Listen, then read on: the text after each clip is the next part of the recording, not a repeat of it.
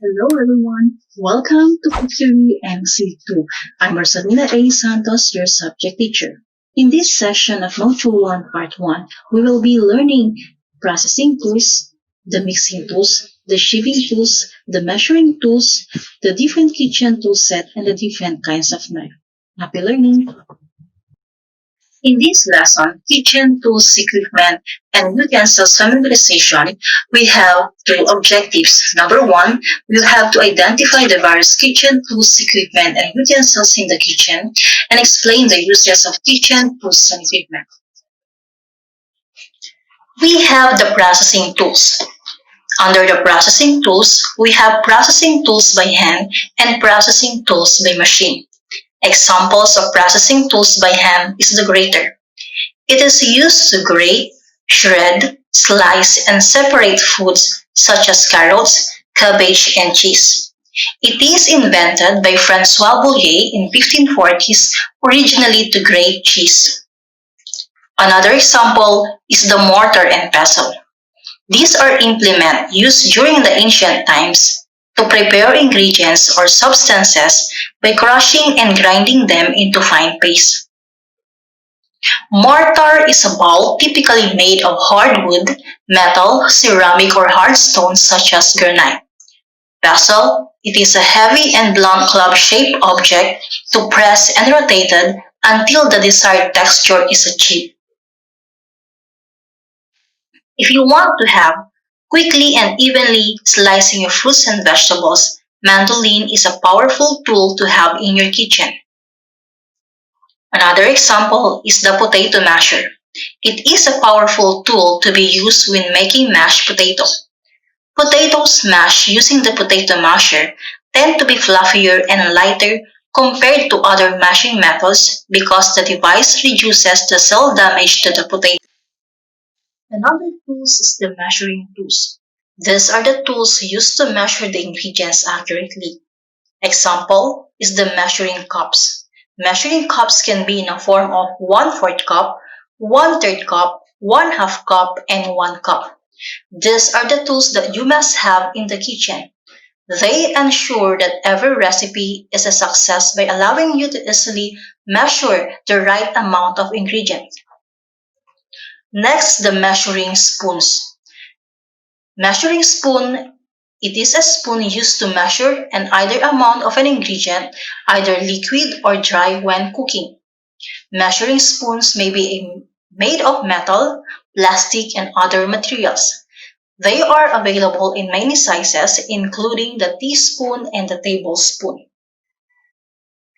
Measuring glass. It is used to measure the liquid ingredients, example, milk and water. If you want to test the temperature of meats, poultry dishes that contain eggs, casseroles, soups, and baked products, you can use the food thermometer. Another example is the scooper. Scooper is a utensil resembling a spoon with a long handle and a deep bowl used for removing powdered, granulated, or semi-solid substances such as ice cream from a container.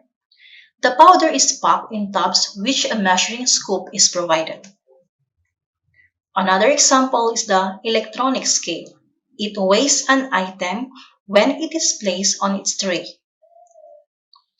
We have the mixing tools. These are the tools used to mix ingredients. Example is the wire whisk and whip. It is used for blending, mixing, stirring ingredients such as eggs, butters, and cream. We have three main types of whisk. We have the balloon whisk. The balloon whisk has thin wires that form a wide rounded balloon or bulb shape on the business end. French whisk or whip. The French whisk, also called a straight whisk, has a thicker wires that form a much less bulbous shape than the balloon whisk. Flat whisk. The flat whisk, as the name implies, has wires that are arranged in a flat shape. We have another example is the wooden spoons. The word spoon derives from an ancient word meaning a chip of wood or horn carved from a larger piece. Wooden spoons were easy to carve and thus inexpensive making them common throughout history. Some cooks prefer to use wooden spoons when preparing risotto because they do not transfer heat as much as metal spoons. Unlike metal spoons, they can also be safely used without scratching the non-stick pans. This is useful when making dishes such as scrambled eggs. The wooden spoon has been used by parents, predominantly mothers, in some cultures as an implement used for corporal punishment. Next is the flexible or the rubber spatula. The blade of a spatula is wide, thin. The shape of the blade varies with square and rectangular shapes being the most common. We have the sieving tools. These are the tools to sieve, strain, and sieve solid ingredients. Examples is the colander. It is a kitchen utensil used to strain foods such as pasta or to rinse vegetables. The perforated nature of the colander allows liquid to drain through while retaining the solids inside. Next is the skimmer. It has a flat, perforated surface for removing food from stocks and soups. It is also used to skim impurities from the top of liquids. We have the sifter. It is used for separating and breaking up lumps in dry ingredients such as flour, as well as to aerate and combine them. Another one is the strainer. It is a device through which a liquid is passed for purification, filtering, or separation from solid matter. Next is the chinois. It is a fine mesh conical sieve that requires the food to be pushed through with a ladle or spoon to strain sauces. Next is the cheesecloth.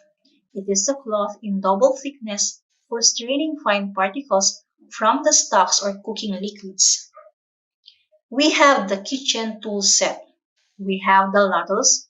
These are long-handled spoons with a deep bowl for serving liquid and to avoid pouring hot liquids from heavy pots. It is also used for serving soups and stews. We have the serving spoon. It is used for serving different dishes. We have the different kinds of knives. Examples, we have the chef's knife or the cook's knife. It can be used for anything from slicing onions, chopping herbs, and crushing garlic to mincing meat. The main style we use today is developed from French and German traditions. The boning knife. It is used for boning raw meats and poultry. The butcher knife. It is used for cutting, sectioning, and trimming raw meats in the butcher shop. The utility knife. It is used for carving roast chicken and duck. The bread knife. It is used for cutting bread crust cleanly and neatly. The serrated knife. For slicing, especially vegetables such as tomatoes that are firm outside but soft inside. Good for slicing bread and cakes neatly and evenly. The clever knife. It is used for cutting bone and meat joints. The paring knife. A small all-purpose knife with a plain edge that is ideal for peeling or paring fruits and vegetables. For your assignment, kindly read the page 18 to 32 of your module. That's all for today. Thank you and God bless. Handang isip, handang bukas. Tara, ML tayo.